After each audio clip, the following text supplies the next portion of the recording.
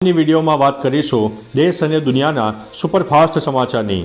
સૌપ્રથમ વાત કરીએ તો 26 ડિસેમ્બર 2004ના દિવસે સમુદ્રમાંથી ઉછળતા મોજાએ ભારત સહિત 14 દેશોમાં 2 લાખથી વધુ લોકોના જીવ લીધા હતા।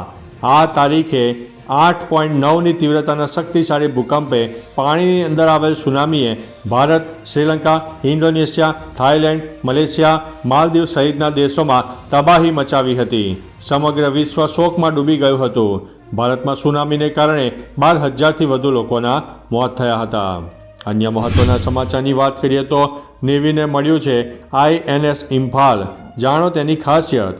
INS ઇમ્ફાલ 163 મીટર લાંબુ નેવીનું અત્યાર સુધીનું સૌથી શક્તિશાળી યુદ્ધ જહાજ છે, જે 75% સ્વદેશી નિર્મિત છે। તે surface two air missile fire કરવા સહિત ઘણી આધુનિક સિસ્ટમ અને ઘાતક શસ્ત્રોથી સજ્જ છે।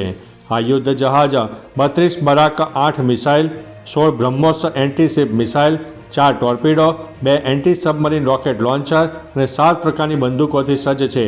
તેમાં વેસ્ટલેન્ડ સી કિંગ અને ધ્રુવ હેલિકોપ્ટર પર તૈનાત કરી શકાય છે। અન્ય મહત્વના સમાચારની વાત કરીએ તો ફરીથી ડરાવી રહ્યો છે કોરોના। વધુ કેસ નોંધાયા છે। કર્ણાટકમાં કોરોનાના JN1 વેરિયન્ટના 34 દર્દી મળી આવતા આરોગ્ય વિભાગમાં ખળભળાટ મચી ગયો છે। રાજ્ય સરકારે આ અંગે એલર્ટ જાહેર કર્યું છે।